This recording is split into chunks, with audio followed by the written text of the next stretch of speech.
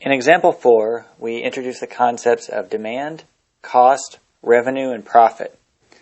We're going to spend a fair amount of time with this example, and we're actually going to return to it later on in section 2.3 and analyze it even further. So in this problem, it says that WidgeCo is a company that produces and sells widgets. The marketing department determines that the price per widget, P, which is measured in dollars, and the monthly demand, X, for widgets are related by the following demand equation. So we've decided that we're going to use P to indicate the price per widget, and X is going to indicate the monthly demand. We're also going to call this a production level, the idea being that WidgeCo will produce exactly as many widgets as there is a demand for. And we're given this price-demand equation, P of X equals 300 minus 2X. This function is going to relate the price per widget with the resulting demand of widgets.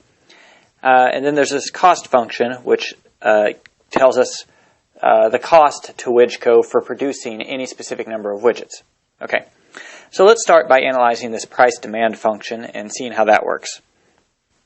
So we have several different production levels here, 50, 65, 75, and 100, and we want to figure out what price WidgeCo would need to set to see each of those levels of demand. So starting with 50, if we want to know the price WidgeCo would have to set for there to be a monthly demand of 50 widgets per month, we just plug 50 into the price-demand equation, which gives us 300 minus 2 times 50, which, let me just write that, 2 times 50 is 100. So this is going to give us $200. WidgeCo should sell the widgets for $200 a piece, or if WidgeCo sells the widgets for $200 a piece, that's going to result in a demand of 50 widgets per month. Okay, let's say they would rather have a demand of 65 widgets per month. Okay, well, then they just plug 65 into the price-demand equation, and that's going to yield an answer of 170. Okay, continuing on. To see a demand of 75 widgets per month, we get 300 minus 150, which would be $150. And then finally, if we plug 100 into the price-demand equation, we get back out 100. Okay, so this starts to explain how we use the price-demand equation. It basically just relates a certain level of demand with a certain price. To analyze this just a little bit further, let's kind of go in reverse and see what levels of demand we would obtain if we set particular prices. So just as a reminder, our price-demand equation is this, P of X equals 300 minus 2X. And I want to know what the demand will be if WidgeCo sets a price of $60. So I plug 60 in, but instead of plugging it in for X, I replace P of X with 60 because this is the price I want to see. So 60 equals 300 minus 2X, and then I just need to solve for X, which is the level of demand. And you should, at this point, have a lot of experience with solving linear equations such as this. And if you do solve this, you're going to get that X equals 120. Okay? At a price of $60 per widget, there will be a monthly demand of 120 widgets. Now let's see what happens if the price raises to 120. Well, certainly if the price increases, you expect that the demand will decrease. And in fact, if I solve for X here, I get that X is 90. At a price of 120, only 90 widgets will be demanded. Okay. So now let's start discussing revenue.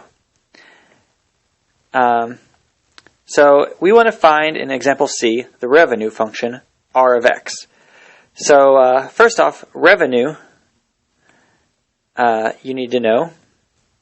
Well, okay, revenue in general is the amount of money coming into a company. Every company is going to have two streams of money. Money coming in and then money going out. The money coming in is revenue. The money going out are costs. And then the difference between the two are profit, which we'll talk about in a little bit. So in this particular example, the revenue, or the amount of money coming into the company, is simply the price per widget times the demand. Okay, so it's demand, or the number of widgets sold, times the actual price per widget. Okay, so we actually have functions for this. So I'm going to use R of X to indicate the revenue. The demand is going to be X, and the price is denoted by P of X. Okay, now we saw from before that we have a formula for the price. That's 300 minus 2X. So I can multiply this X through. In doing so, it gives me a simplified version of the revenue function. I get 300X minus 2X squared. Okay, so this is the revenue function. And the idea being, if you decide on a specific production level, you can plug that into the revenue function, and that will tell you how much revenue WidgeCo will have in a given month at that level of production, or at that level of demand. Okay. So to see how this works, we want to calculate the revenue, WidgeCo's revenue, for these different production levels. So I just plug these numbers, 50, 65, 75, and 100, into the revenue function. So R of 50 gives me 300 times 50 minus 2 times 50 squared. And if you calculate that, let's see here, that's going to give you $10,000. So if at a production level, or a level of demand of 50 widgets per month, WidgeCo is going to see a revenue of $10,000. Okay, so R of 65. So R of 65, if I plug that in, I get 11,050. And so on and so forth. Let me kind of skip some of the middle steps here. If I plug in $75 widgets into the revenue function, I am going to see that I have a monthly revenue of $11,250. Okay, you can go through and calculate that yourself, and then just confirm that you get the same answer. And then R of 100, I get $10,000. Okay, so these are the levels of revenue associated with different levels of demand. One thing you can notice here is that as the level of demand increases, initially the total revenue increases, then it increases again, but then it decreases. So it increases, and then decreases. So just because the level of demand is increasing, that does not mean the overall revenue is going to continue to increase. The reason for that is, to see these higher levels of demand, such as like X equals 100, WidgeCo would have to set a lower price. And at some point, there is sort of a diminishing returns. To achieve higher demand, they have to get lower price, and that starts to cut into the revenue. So you can kind of imagine that there's sort of a sweet spot here where at a certain price, they get just the right level of demand, and that maximizes their revenue. Later on in section 2.3, we're going to see how to actually find that production level that maximizes the total revenue. But first, let's go on and discuss profit. Okay, so as I mentioned before, profit is revenue minus cost. So, like I mentioned, every company is going to have two streams of money: revenue, which is money coming in, and costs, which are money going out. And the profit is the difference between the two, revenue minus costs.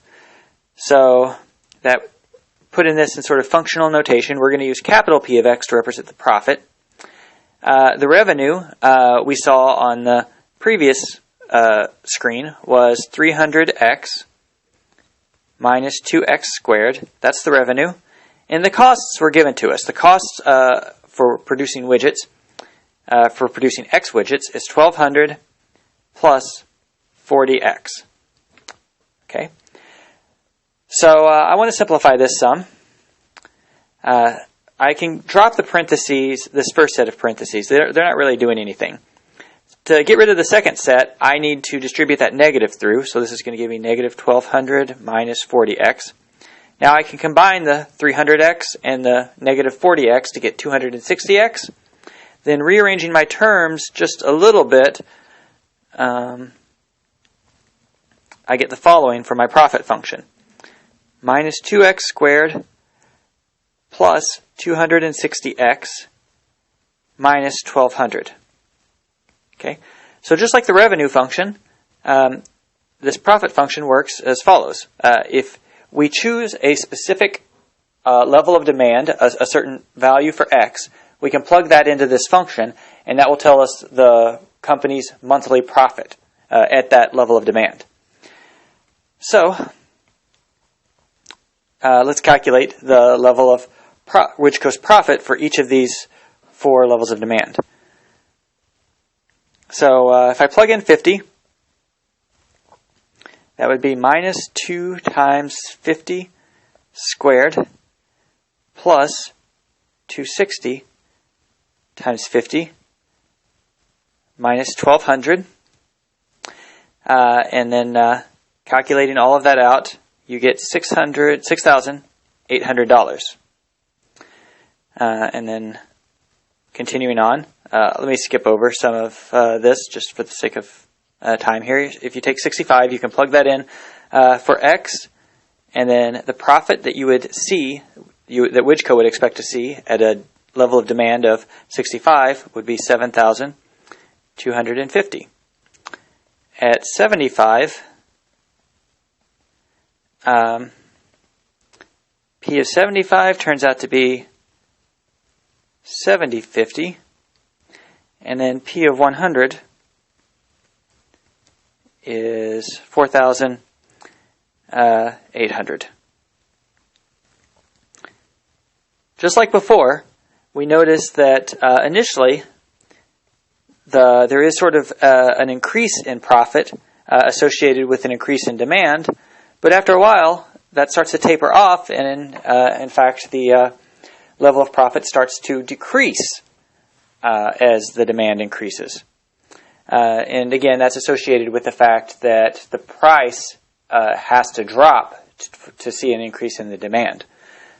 One other thing I'll point out, if you compare these numbers with the previous ones we saw for revenue, which let me just write those over here at the side.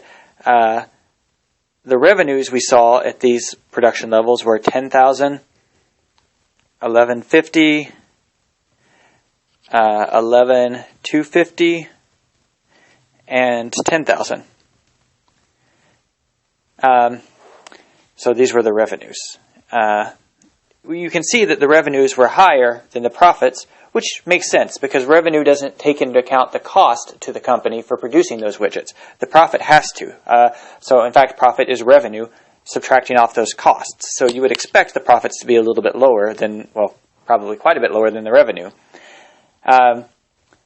Later on, just like with revenue, we're going to see how to maximize profit, how to figure out what production level and what price would give us a maximum profit. And generally speaking, it's probably more valuable to the company to maximize their profit than it is their revenue, because that's the money that sort of the company is going to be taking home at the end of the month. Okay, well, that's it for this example.